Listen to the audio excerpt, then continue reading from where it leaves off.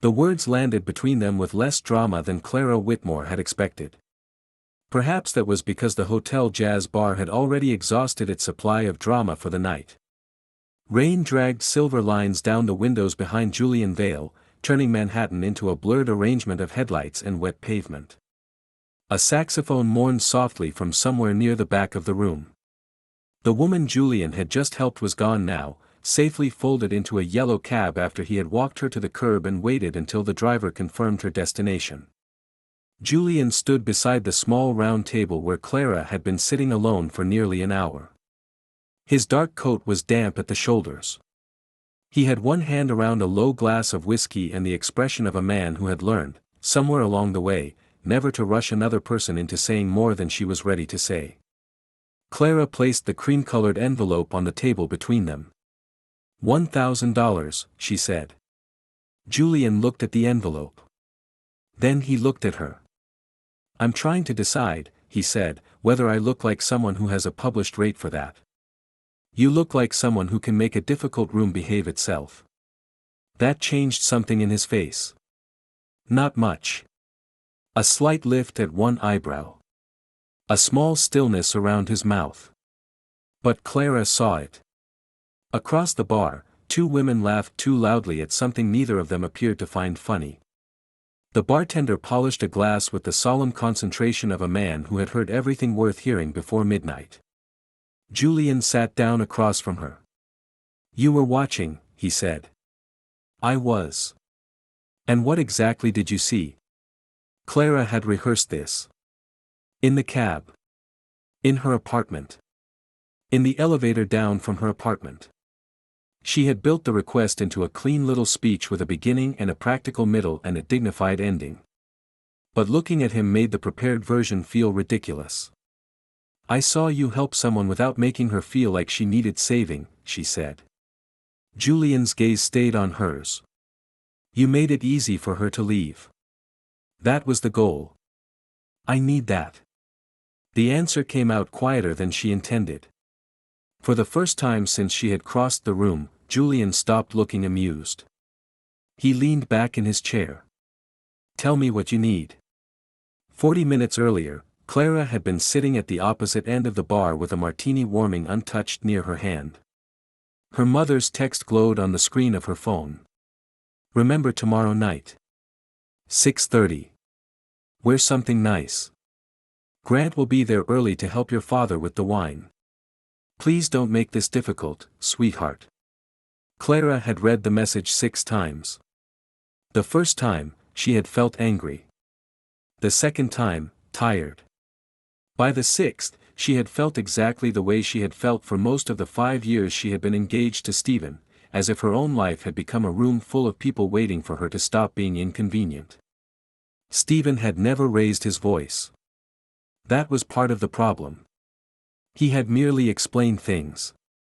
Explained why the apartment in Tribeca made better financial sense than the one she wanted in Brooklyn. Explained why she should take the managing editor job instead of staying with the smaller imprint she loved. Explained that she was too emotional when she said she did not want a wedding with 250 guests she barely knew. By the end, Clara had become very good at mistaking the absence of shouting for peace. When she called off the engagement 3 months earlier, her mother had cried quietly into a linen napkin over lunch at St. Ambrius. Her father had said, "Are you sure?" And everyone else had said some version of the same thing. You're scared. You're hurt. You need time. You don't know what you want right now. It sounded sympathetic until Clara noticed what it meant. No one believed she could know herself. Then Grant Mercer began appearing in the spaces where people believed she needed rescuing. Grant, whose father had known Robert Whitmore since college. Grant, who sent flowers after the engagement ended and signed the card, "Thinking of you." Grant, who had a careful voice and expensive restraint and the unbearable habit of waiting a beat before answering, as if every conversation required him to select the most reasonable response available. Grant, who would be at her parents' 40th anniversary dinner tomorrow night. Not a date, her mother had insisted. Just someone who understands where you are. Clara had spent the week wondering how much more of herself she was expected to hand over in exchange for being understood. Then, at 1 in the morning, she watched Julian Vale cross a room to help a stranger leave a man who would not stop talking to her. He had not asked if she was okay in front of the man. He had not made a show of being brave. He had simply walked up with his drink in his hand and said, with the easy certainty of someone arriving late to a plan already made, "Sorry. She's waiting for me. You took our table." The drunk man had blinked at him. Julian had smiled. The woman had stood. And just like that, she had an exit. Clara had watched Julian take her to a quieter corner near the front windows. He had ordered tea. He had asked whether she wanted the bartender to call the hotel car or a cab. When the woman said cab, he had nodded, waited until one arrived, and stepped back. No performance. No demand for gratitude. Just a door. Now Julian sat across from Clara and waited. She touched the envelope with one finger. "My parents are having a dinner tomorrow night," she said. "Their 40th anniversary. Congratulations to them. They invited family friends. Old friends. People who have known me since I had braces and a phase where I wore velvet headbands unironically." Julian's mouth curved. "We all have a past. Grant Mercer will be there." That sounds like the part I'm supposed to react to. He's a family friend. Clara paused. He is also apparently the answer to a problem I did not know I had. Julian's expression softened. "You just ended something. A 5-year engagement. And your parents think Grant is stable. Sensible. Available." Her laugh was dry. "He has the emotional texture of a very expensive coat rack." Julian looked down at his glass, hiding a smile. Clara hated that she noticed the line of his wrist when he lifted it. "I need someone to come with me," she continued. "Someone who can keep the night from becoming a group discussion about why I'm not coping with my broken engagement correctly." Julian tapped one finger against the table. "And you thought, naturally, I should pretend to be your boyfriend. I thought you looked skilled. That is somehow both flattering and alarming. I know this is absurd." "It is," he said gently. "But not for the reason you think." Clara folded her hands in her lap. "I can make it simple.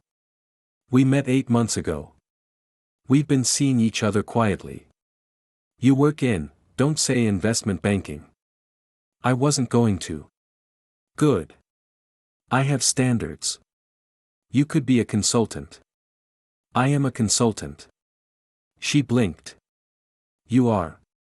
Not the kind your mother is probably hoping for." "What kind?" "I help small companies figure out how to say what they mean before someone else says it badly for them." Clara stared at him. "That's not a real job." "It is if you invoice correctly." Her lips twitched despite herself. Julian watched the reaction as if it mattered. Then he pushed the envelope back across the table. "I'm not taking your money tonight." Clara's face heated. "I'm not trying to insult you. I know." His voice lowered. "You're trying to make this feel clean. Like a transaction with rules and an ending you can control." She looked down at the envelope. The paper beneath her fingers had softened at the edges from where she had held it too tightly. Julian leaned forward slightly. "Before I decide whether I'm walking into a brownstone full of people who have known you since velvet headbands," he said, "tell me something." Clara held her breath. "Are you trying to avoid Grant," he asked, "or are you trying to avoid admitting that you're tired of everyone else telling you who would be good for you?" The question was too accurate. It slipped past every answer she had prepared. The jazz music shifted into something slower. The rain whispered against the glass. Clara felt the old instinct rise in her throat, the one that always told her to smile, soften, make it easier for the person in front of her. Instead, she said, "Both." Julian nodded once.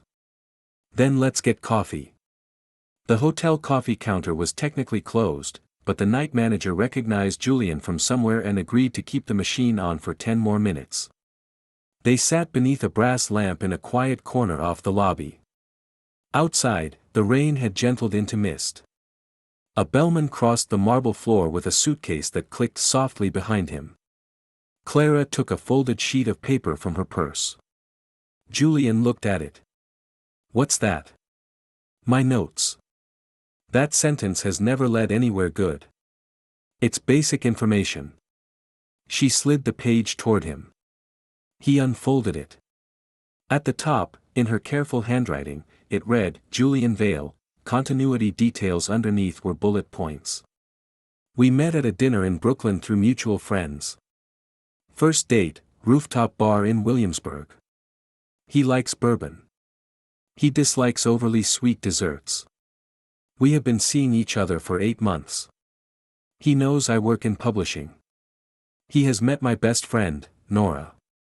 He should hold my hand naturally." Julian read the page in complete silence. Then he folded it once, twice, and set it neatly beside her cup. "I won't memorize any of this." Clara felt embarrassment rise so fast it almost became anger. "You don't have to. I know it's ridiculous." "No." He placed his hand over the paper. "It's organized. That's a kind way of saying ridiculous. It's a kind way of saying you prepared for every possible failure before you let yourself walk into the room." She looked at him. The coffee machine hissed behind the counter. Julian's tone stayed light, but there was no joke in it. "You don't need someone who can recite fake memories," he said. "You need someone who knows when you're uncomfortable." Clara's fingers tightened around her cup. "You can't know that." "I can if you tell me." She looked away. Julian was quiet for a moment.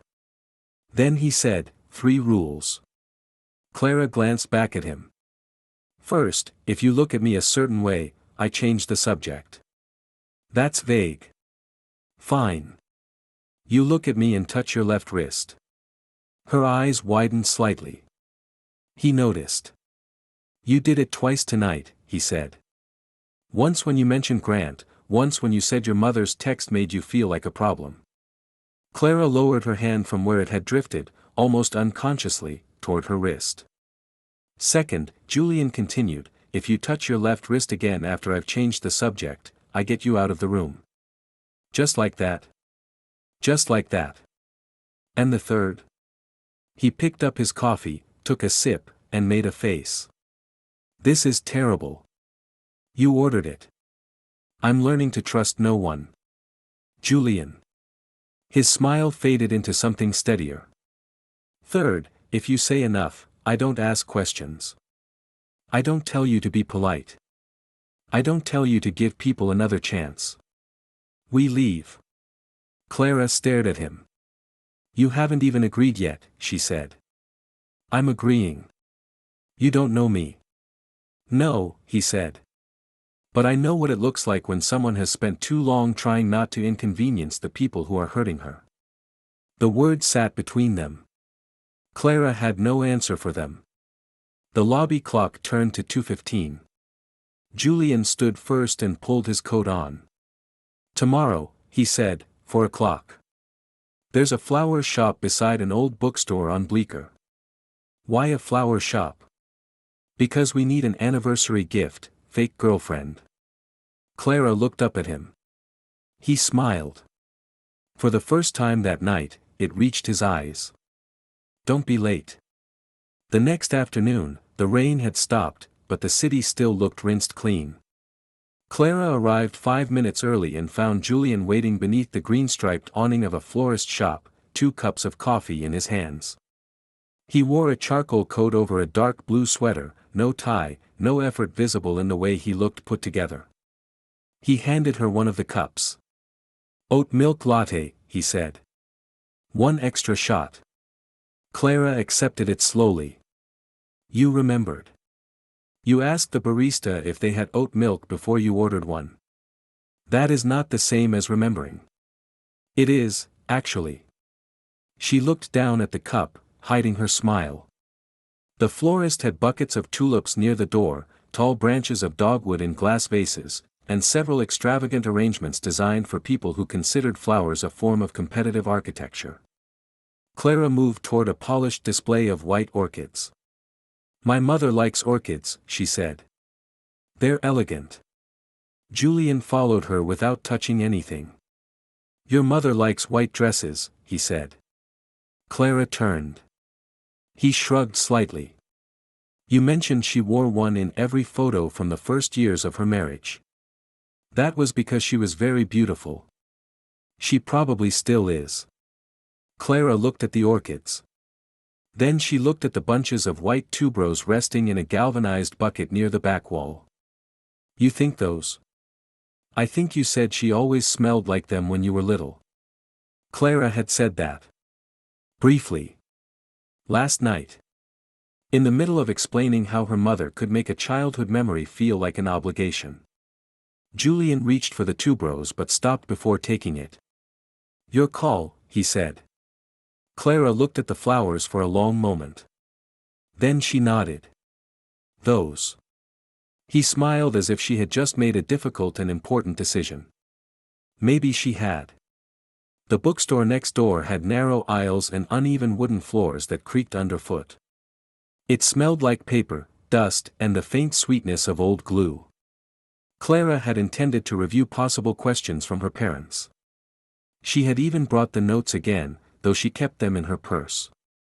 Instead, Julian wandered toward the fiction shelves. "You're an editor," he said. "Why?" "I like books." "That's an answer for strangers." "It's a good answer." "It's a safe answer." She watched him pull an old copy of The Great Gatsby from the shelf. The cover was faded, the gold letters almost worn away. He held it out to her. "Try again." Clara touched the book but did not take it. Around them, someone shifted a stack of hardcovers at the front desk. A woman in a red scarf crouched beside the poetry section with a dog sleeping near her boots. Clara looked at the cracked spine of the novel. "When I was 12, she said slowly, my father gave me a manuscript from a colleague of his. It was terrible." Julian smiled.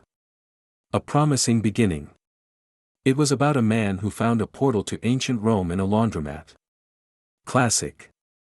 "I spent 2 weeks making notes in the margins. I had no idea what I was doing, but I loved it. I loved that there was a person somewhere who had tried to build an entire world, and I could see what they were reaching for." Julian's eyes stayed on her.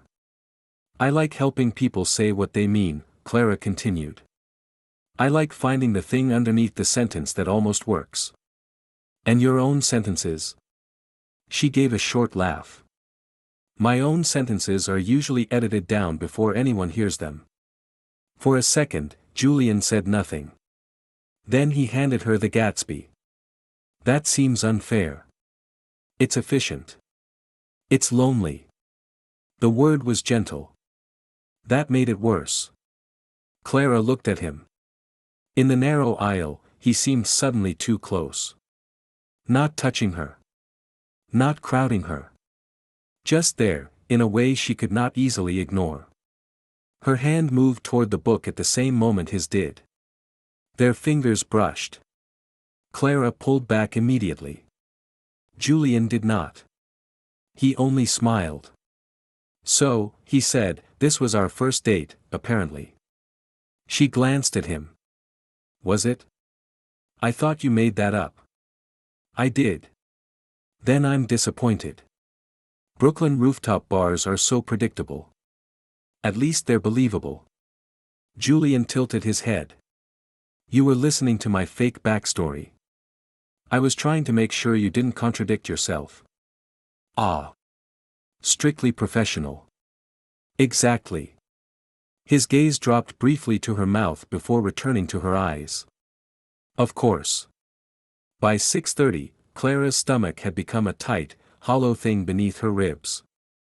The black cab stopped in front of her parents' brownstone on the Upper West Side. Warm light spilled from the tall front windows.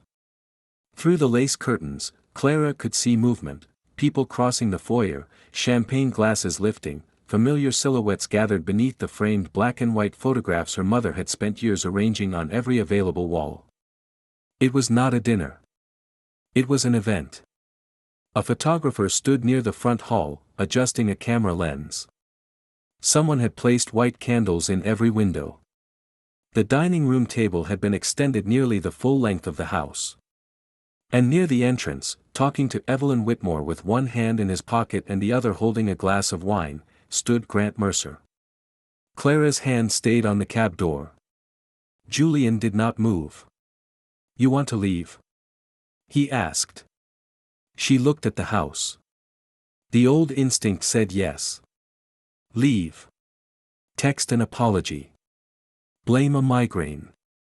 Buy herself another night before the inevitable conversation. Julian waited. "You don't owe anyone a performance," he said quietly. Clara swallowed. Through the window, she saw her mother laugh at something Grant said. Her father stood a little apart from the crowd, listening with the patient expression he wore whenever he thought Evelyn had arranged too much but did not know how to say so. Clara's fingers trembled against the door handle. Julian turned his palm upward between them. Not grabbing for her. Not assuming. Just offering. "This time," he said, "you decide." She looked at his hand. Then she placed hers in it. His fingers closed around hers carefully, warmth against the cold in her palm. "We're going in," she said. Julian nodded. "Then we're going in." The front door opened before they reached it. "Clara." Evelyn's face brightened, then sharpened with surprise when she saw Julian beside her. Her mother was beautiful in the soft, deliberate way she had always been beautiful, silver blonde hair swept into a low chignon, dark green silk at her throat, pearls that had belonged to her grandmother. "You're here," Evelyn said. "And you brought." "Mom," Clara said, trying not to look at Grant. "This is Julian." Julian held out his hand. "Julian Vale. It's wonderful to meet you." Evelyn took it, still processing. "Julian is." Clara began. Julian looked at her.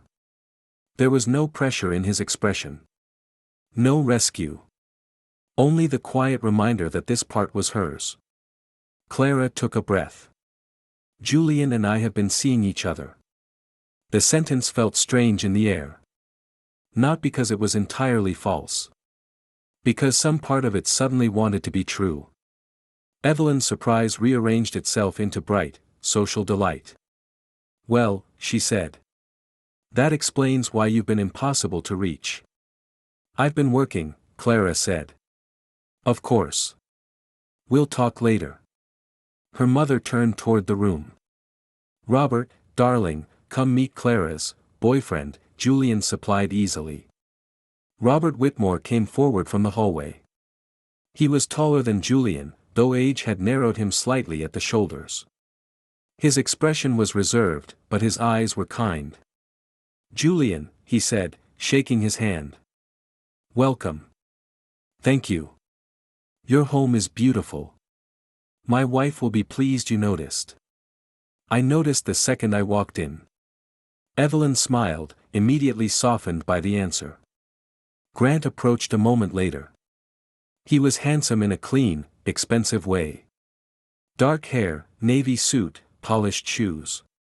Clara had known him for years and had never once disliked him enough to justify the dread she felt whenever he looked at her as though he were evaluating a difficult investment. "Clara," he said, kissing her cheek. "You look lovely." "Thank you." His attention moved to Julian. "Grant Mercer." "Julian Vale." They shook hands. Grant's grip was firm. Julian's was unhurried. "So," Grant said, "how did you two meet?" Clara felt Julian's thumb brush once across the back of her hand. A question, not a signal. She looked at him. He gave her a nearly invisible smile. "At a terrible party," Julian said. Clara blinked. "Was it terrible?" Grant asked. "It was crowded," Julian said. Clara was hiding near the kitchen because someone had started explaining cryptocurrency to her. I was not hiding, Clara said automatically. Julian turned to her. You were standing behind a ficus. There was nowhere else to stand. Exactly. Grant smiled politely. Clara should have been annoyed. Instead, she felt something loosen in her chest. For the first hour, Julian moved through the house as if he had been there before. He spoke easily with Evelyn's cousins about travel, helped Robert open a bottle of wine when the cork broke, asked the photographer whether she needed the lamp moved to improve the light. He never stayed too long in one conversation. Never became the center of the room. But every time Clara looked up, he was near enough to find. When Grant tried to pull her into a conversation about the market, Julian appeared beside her with a glass of sparkling water. You look like you need this more than the champagne, he said. Clara accepted it. Grant's smile tightened at the edges. I was just telling Clara, he said, that after the last few months, it might be good for her to think about some stability. Clara felt the familiar pressure gather in her throat. Grant continued, unaware or unwilling to notice it. She's always been brilliant, but she has a tendency to disappear into work whenever life gets complicated. Her left hand drifted toward her wrist. Julian saw. He took Clara's champagne glass from the table and replaced it with the sparkling water as if that were all that mattered. Then he looked at Grant. Clara takes care of people, he said lightly. She just hasn't always been surrounded by people who make room for her to take care of herself. The room around them did not go silent exactly. But it thinned. Grant shifted his weight. I didn't mean anything by it. I know, Julian said. His smile remained. That was the remarkable thing about Julian's smile. It did not sharpen. It did not need to. Stability is a good thing, he continued. But it can get confused with deciding someone else's life for them. Grant's eyes flicked toward Clara. Julian went on, still calm. Clara isn't unfinished. She doesn't need to be managed into becoming more sensible. She needs people who trust her when she says she knows what she wants. Evelyn stood near the mantel, holding a glass of champagne with both hands. Her face changed. Only slightly. But Clara saw it. Her father saw it too. Grant let out a quiet breath through his nose. I think we're saying the same thing. I don't think we are, Clara said. The word surprised her. Everyone looked at her. Clara's heart beat hard once, twice. Then Julian's hand rested near the small of her back, not touching, only close. A boundary. A space. She lifted her chin. I think people keep saying they want me to be okay, she said. But what they mean is they want me to make choices that make them feel less uncomfortable. No one spoke. Evelyn's eyes lowered. Grant looked almost wounded. Clara felt the old urge to apologize for the discomfort she had caused.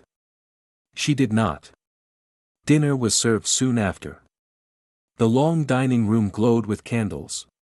White tuberoses stood in the center of the table, their scent soft and sweet beneath the richer smell of roasted herbs and wine.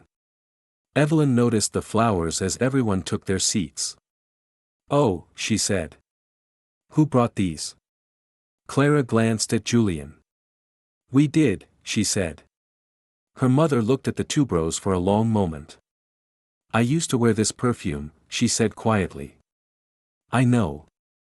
Evelyn looked up at her daughter. Something tender moved across her face, then disappeared behind the hostess's smile.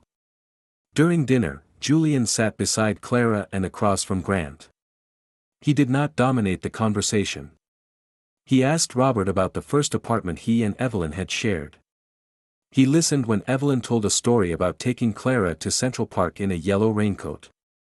He made Clara laugh by claiming that Robert's description of their first date sounded suspiciously like a kidnapping. But there were moments when Clara caught him looking at her. Not checking whether she was performing. Checking whether she was there. After dessert, Evelyn clinked a spoon against her glass. There's one tradition, she announced. You all know this. Several people groaned affectionately. Clara felt dread curl through her stomach. Evelyn smiled toward the room. At every anniversary dinner, we dance. Every couple. And while they dance, they answer the question Robert asked me on our first anniversary. The photographer lifted her camera. What question? Someone called. Evelyn looked at Clara with bright eyes. When did you first think this person could become your home? The first couple stepped into the living room. The record player began to turn. A slow jazz song filled the house, warm and old-fashioned. People laughed as Evelyn's cousin and her husband attempted a waltz with too much enthusiasm. Clara stood very still. Julian leaned close enough that his breath warmed the edge of her ear. You want to leave? He asked. She shook her head. You want to lie? Her eyes met his. No. Then don't. The answer was simple. It felt impossible. When Evelyn called their names, Julian stood and held out his hand. Do you want to dance? He asked. Not, we have to. Not, let's get this over with. Do you want to? Clara placed her hand in his. The living room floor was worn smooth beneath their shoes. The tall windows reflected the candlelight behind them, turning the room into a soft doubling of faces and gold. Julian's hand settled at her waist. His touch was careful. Warm. Certain enough that she could lean into the movement without thinking about where her feet should go. Clara placed one hand on his shoulder. They moved slowly. For the first few seconds, neither spoke. Behind Julian, the guests blurred into a soft crowd of familiar faces. Her parents stood near the fireplace. Grant watched from beside the bookcase, one hand around his whiskey. Clara looked toward the window instead. The city beyond it was dark and rain-bright, streetlights glowing along the avenue. When Evelyn asked the question, the room quieted. Julian did not answer immediately. He looked at Clara. Not at her parents.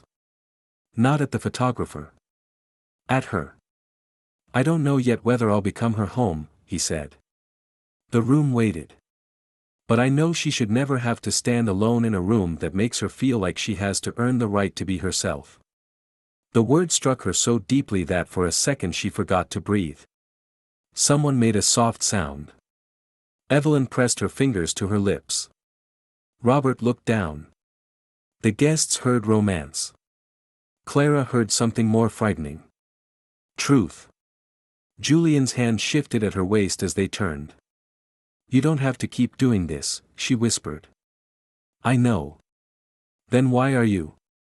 His eyes held hers. Because I want to be here. The room seemed to disappear. The song slowed. Clara's hand tightened slightly on his shoulder. She felt him notice. Not claim it. Only notice. Their faces were close enough now that she could see the faint shadow along his jaw, the tiny crease near one eye when he almost smiled. For one suspended second, she thought he might kiss her. She thought she might let him. Then the photographer called, Whitmore family, by the fireplace. The moment broke. Clara stepped back first.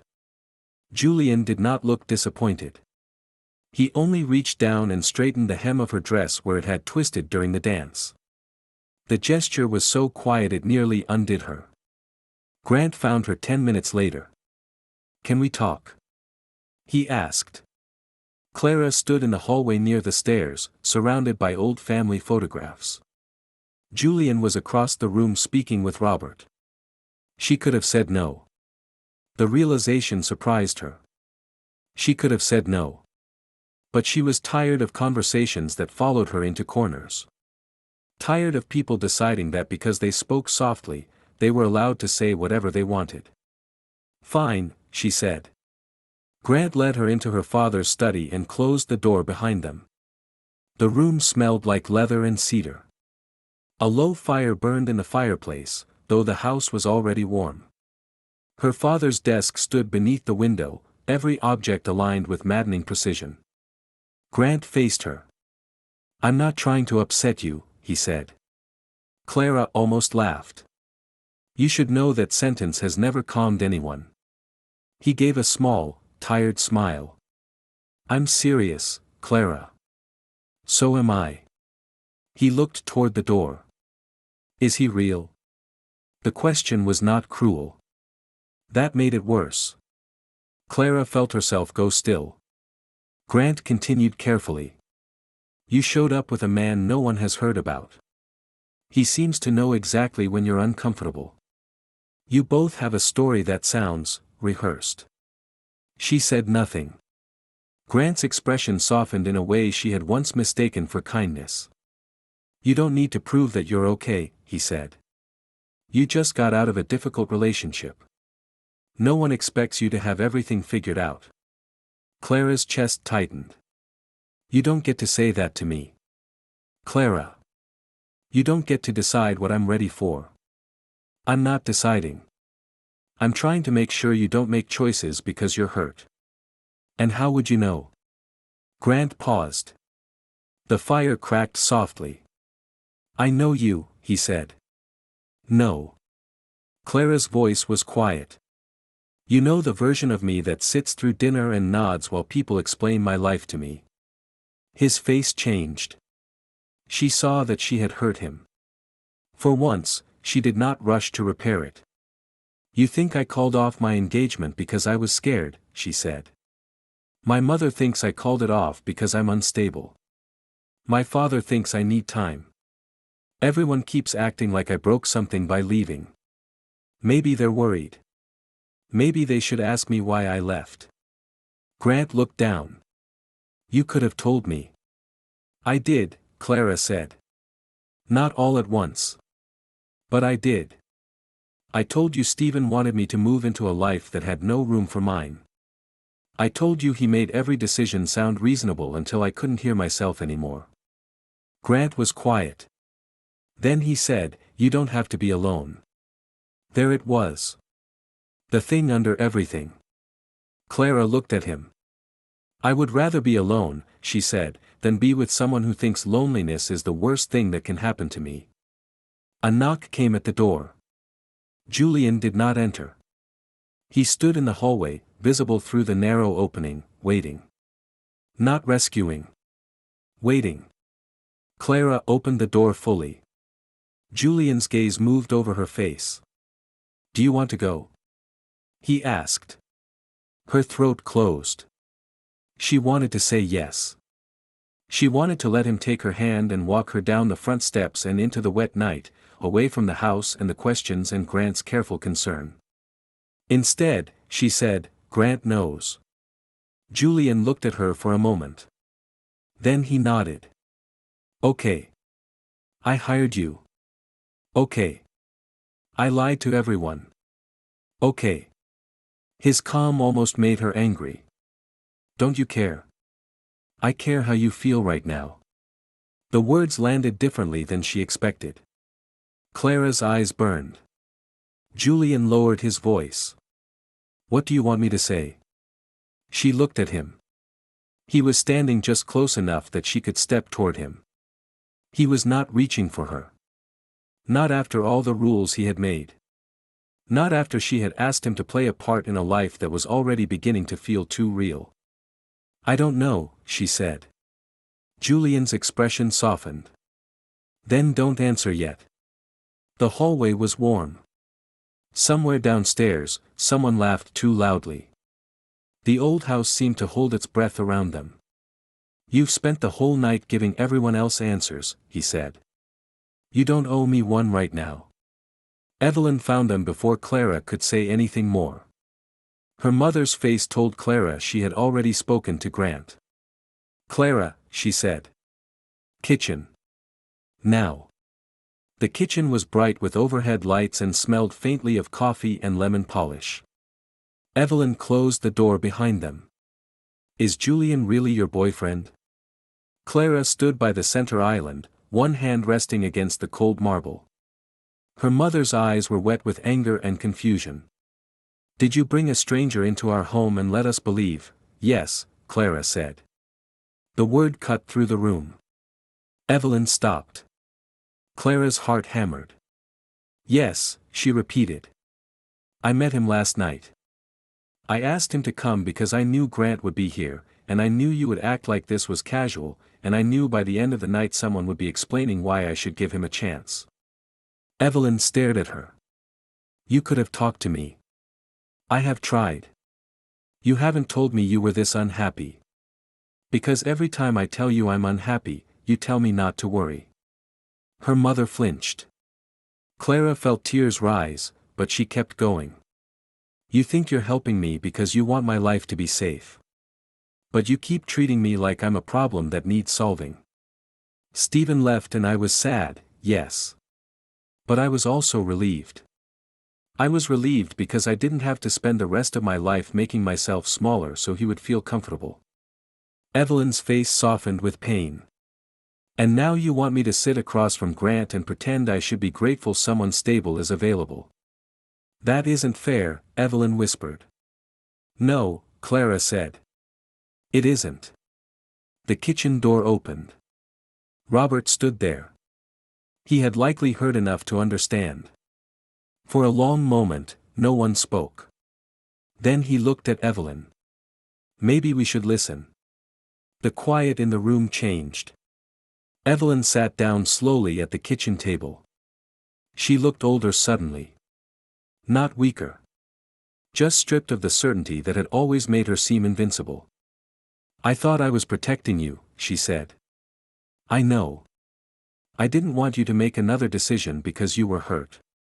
Clara swallowed.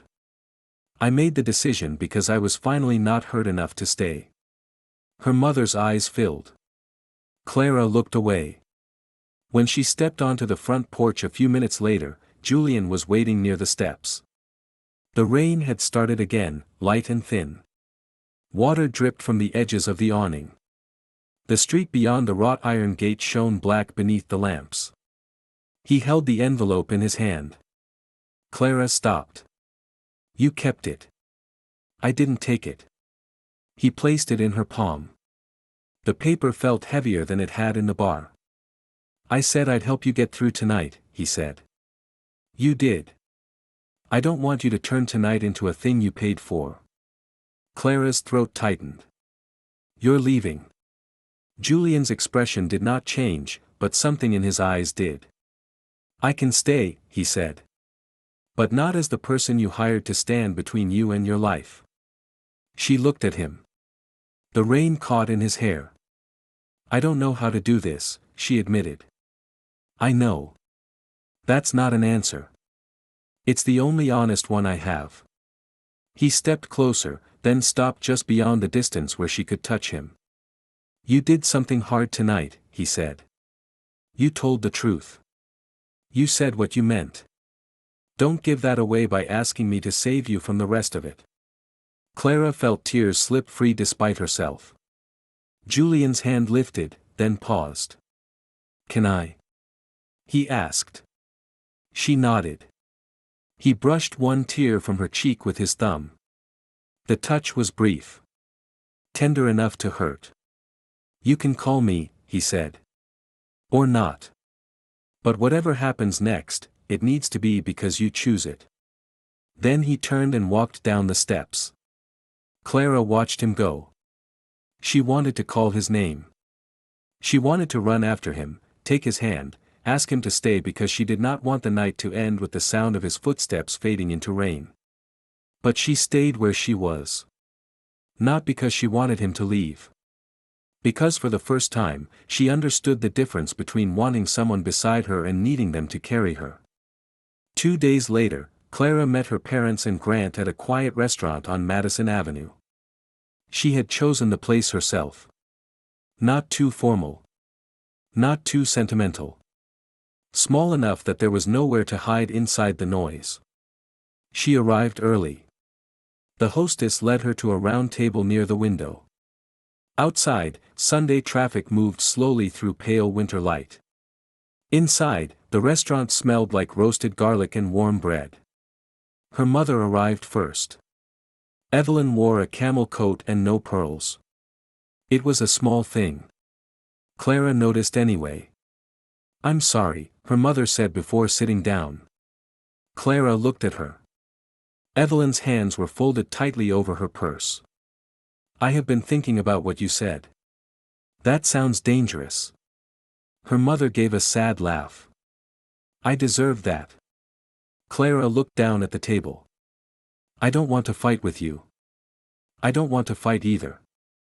Evelyn paused. "I just don't know how to stop worrying." "You can worry," Clara said. "Just don't make plans for me because of it." Evelyn nodded slowly. "I can try." Robert arrived next and kissed Clara's forehead before taking his seat. Grant came last.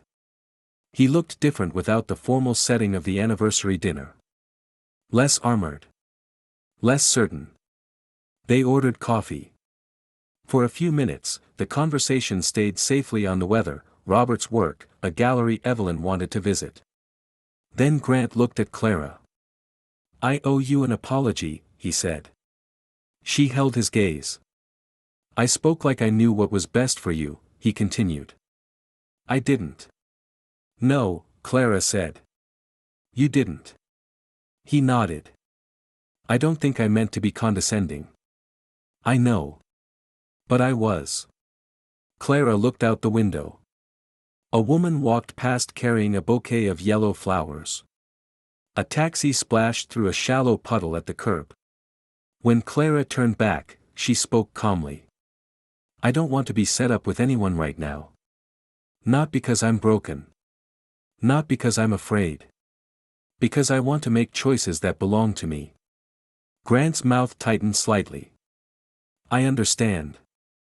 "I don't think you do yet," she said. "But I think you can." He looked at her for a long moment. Then he nodded again. "I'm sorry I made you feel like you had to prove that." The restaurant door opened. Clara looked up. Julian stood just inside, shaking rain from his coat.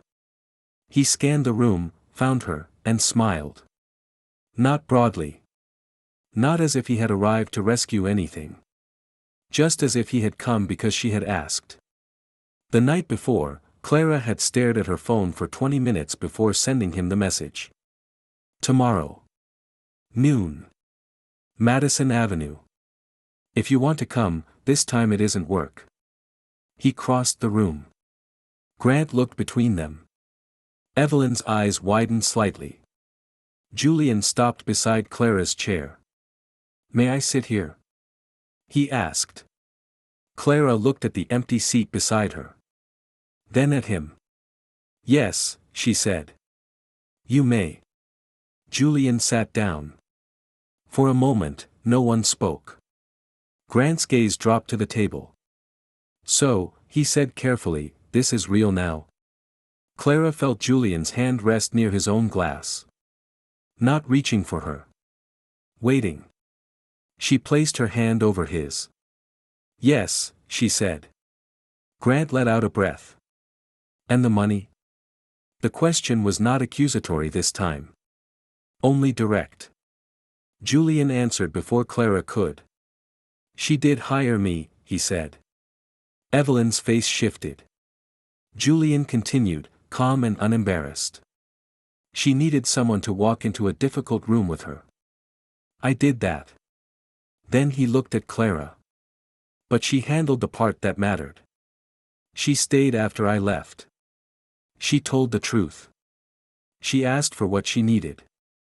His thumb moved once against the back of her hand. "She doesn't need anyone to choose her life for her," he said. "She deserves people who ask what she wants before they decide what would make her happy." Robert looked down at the table. Evelyn's eyes filled. "I thought I was protecting you," she whispered. Clara squeezed Julian's hand once. "I know," she said. "But I need you to trust me." Her mother nodded. This time, when she did, Clara believed her. Grant stood a few minutes later. "I should go," he said. Clara rose with him. He looked at her, then at Julian. "I hope you're happy," he said. Clara thought about it. Not the polished answer. Not the gracious one. I think I'm learning how to be, she said.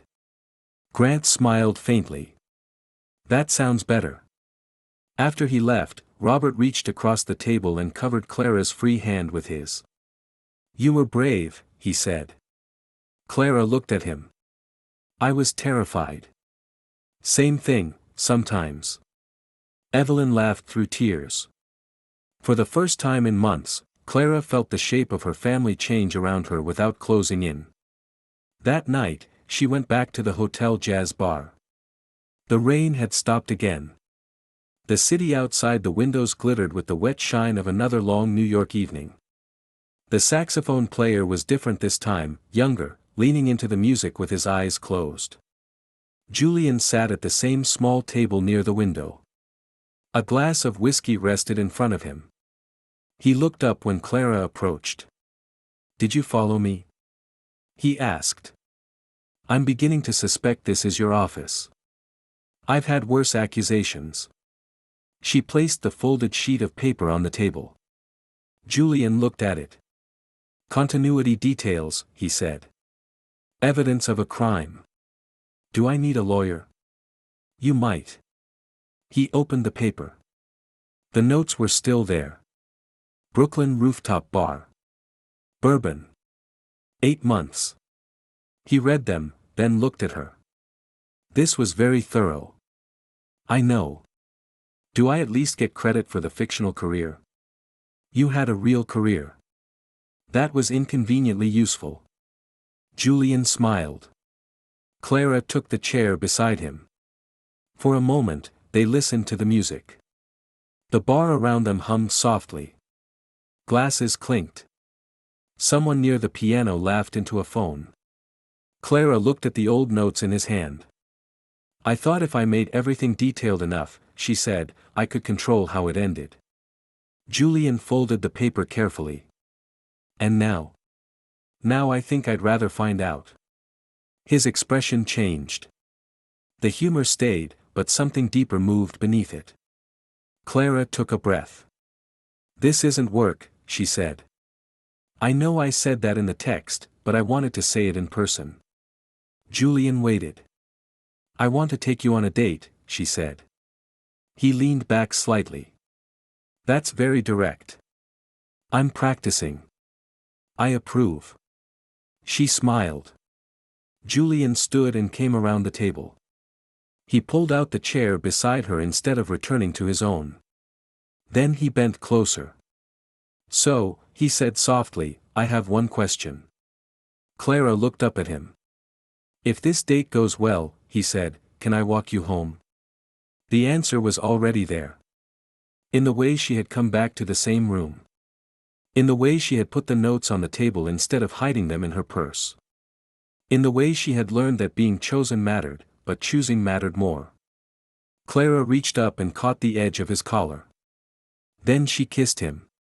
It was not hurried. It was not careful in the way their almost kiss had been beneath the windows of her parents' living room. It was warm and certain and entirely hers. Julian's hand came to her waist, steady and light. He kissed her once, then again, as if giving her every chance to change her mind. She did not. When they finally pulled apart, his forehead rested against hers. The saxophone held a low, aching note. Julian smiled. That answers the question. Clara laughed softly. Where does the first real date begin? He asked. She looked toward the rain-dark windows, toward the city waiting beyond them. Outside, she said. Julian took her coat from the back of the chair and held it open for her. Clara slipped her arms into it. Then she took his hand. They walked out beneath the hotel awning and into the bright, wet streets of Manhattan. A taxi passed at the corner, its tires whispering over the pavement. Julian looked at her. Clara looked back. This time, when she threaded her fingers through his, she was not pretending for anyone. And when he held on, it was not because the night had placed them beside each other. It was because they had both decided to stay.